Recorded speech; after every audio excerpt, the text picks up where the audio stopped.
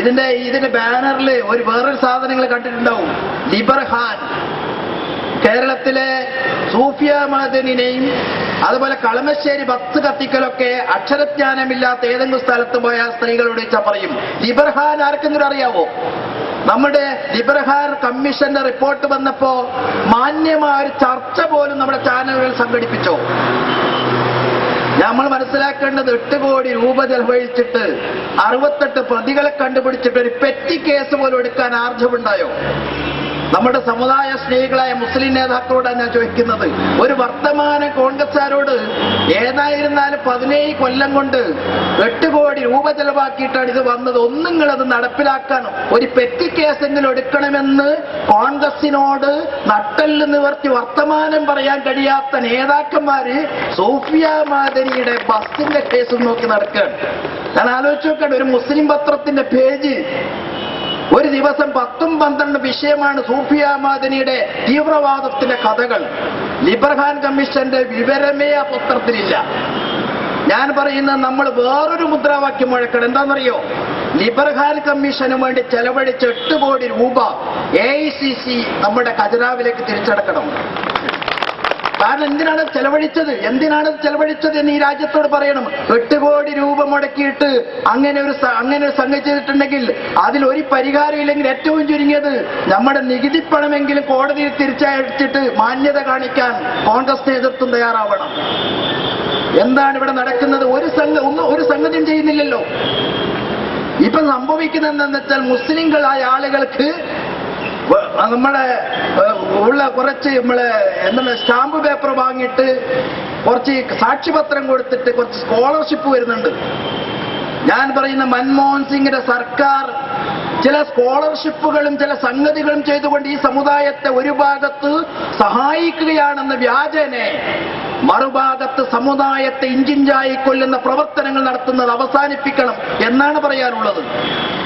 നല്ലോണം ബിരിയാണിയും കൊടുത്തിട്ട് ഇപ്പുറത്ത് തോക്ക് ചൂണ്ടിയാൽ എങ്ങനെ ഉണ്ടാവും? ആലോചിക്കണോ? ഈ സമുദായത്തിന് വേണ്ടത് കേവലം സ്കോളർഷിപ്പുകളല്ല, മാന്യമായ അസ്തിത്വത്തോടുകൂടി വ്യക്തിത്വത്തോടുകൂടി മാന്യമായി ഇന്ത്യൻ പൗരന്മാരെന്ന നിലയ്ക്ക് ഈ രാജ്യത്ത് ജീവിക്കാനുള്ള ഒരു അന്തരീക്ഷമാണ് ഈ സമുദായം ആഗ്രഹിക്കുന്നത് എന്ന് ഞാൻ സൂചിപ്പിക്കുകയാണ്. അതുകൊണ്ട് കുറച്ച് മാന്യമായി പോവുക. ഇനി തെരഞ്ഞെടുപ്പ് വരുമ്പോൾ നിങ്ങൾ മനസ്സിലാക്കേണ്ട ഗ്രൗണ്ടിന്റെ സ്പിരിറ്റ് നിങ്ങൾ മനസ്സിലാക്കണം. സൂഫിയ മഅദനിക്കെതിരെ പ്രസ്താവന ഇറക്കിയ ഒരു KPCC നേതാവ് അദ്ദേഹം പിൻവലിച്ചെന്ന് മാത്രമല്ല, പിന്നെ അദ്ദേഹം തോക്കുന്നത് മുസ്ലിം പേരുള്ള മുഴുവൻ കോൺഗ്രസ്സുകാരെയും വിളിച്ചു പറയണല്ല, നിങ്ങളതിൽ പ്രതിഷേധിച്ചിട്ടുണ്ടോ എന്നിട്ട് എല്ലാ മുസ്ലിം നേതാക്കളെ കൊണ്ടും സെക്യുലർ പ്രസ്ഥാനത്തിന്റെ നേതാവ് പ്രസ്താവന ഇറക്കിച്ച് രക്ഷപ്പെടാൻ നോക്കുകയാണ്. ഞാൻ അവരോട് പറഞ്ഞു, കോൺഗ്രസിന്റെ നേതൃത്വത്തോട് പറഞ്ഞു, നിങ്ങൾക്ക് തെറ്റുപറ്റി. എന്താ തെറ്റുപറ്റിയത്? നിങ്ങൾക്ക് ഈ ന്യൂനപക്ഷത്തിന് മനസ്സ് വായിക്കാൻ കഴിഞ്ഞില്ല. നിങ്ങൾ വിചാരിച്ച് സൂഫിയ മഅദനിനെ അറസ്റ്റ് ചെയ്യുമ്പോ നിങ്ങളുടെ മതേതരത്വം ഇങ്ങനെ തിളങ്ങി വരുമെന്ന് വിചാരിക്കുമ്പോ നിങ്ങൾക്ക് ന്യൂനപക്ഷ വോട്ടായിരിക്കും നഷ്ടപ്പെടുക എന്ന് പറയേണ്ടി വന്നു. നമ്മൾ മനസ്സിലാക്കേണ്ട ഇതെല്ലാം ജനങ്ങൾ കൃത്യമായി മനസ്സിലാക്കുന്ന സംഗതിയാണ്. മലബാറിലും അതേപോലെ തന്നെ തെക്കൻ ഭാഗങ്ങളിലുമൊക്കെ ഉണ്ടായ ഒരു വികാരം അതായിരുന്നു.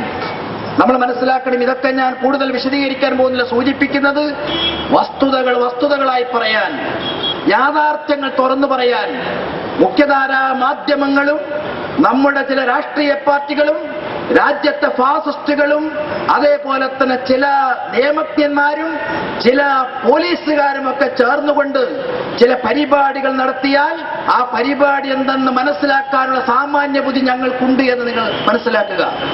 മഅദനിയുടെ അറസ്റ്റ് സൂഫിയയുടെ അറസ്റ്റ് എന്ന് പറയുന്നത് എത്ര ദിവസം മുമ്പ് തുടങ്ങിയ നാടകമാണ് നിങ്ങളറിയോ?